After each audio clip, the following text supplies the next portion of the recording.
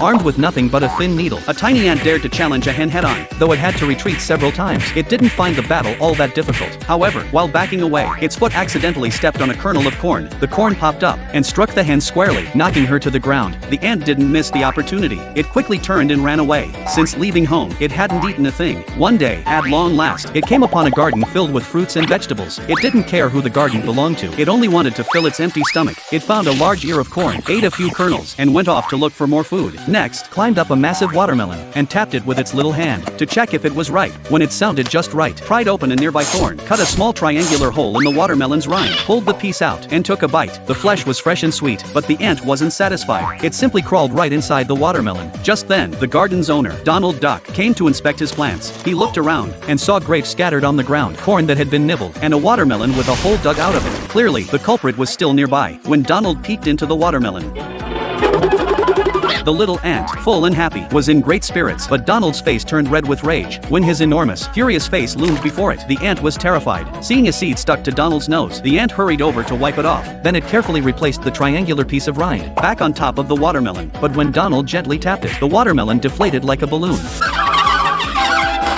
The ant instantly realized the mess it had caused. When Donald reached out to grab it, it dove straight into a nearby pipe. Donald blew hard into the pipe, trying to force it out. The ant clung tightly to the inner wall. Then Donald spotted a cherry tree beside him. He plucked a cherry and shot it into the pipe like a bullet. Hearing the impact, he knew he had hit the target. Yet the ant still didn't come out. So Donald began shaking the pipe, slowly but surely, thinking there was no way the ant could escape now. But just as the ant neared the exit, it threw a surprise punch. Donald toppled straight to the ground. Seizing the moment, the ant bolted, but Donald quickly gave chase. Just then, two bluebirds spotted the fleeing ant. They swooped down and caught it in their beaks, not to save it, but to eat it. As they prepared to feast, they began fighting each other for the meal. The battle was fierce and chaotic. Amid the confusion, the ant grabbed hold of a feather and glided gently to the ground, having narrowly escaped with its life. It finally understood the true meaning of survival. Only then did it realize how dangerous, desperate to return home. The little ant swore never to run away again.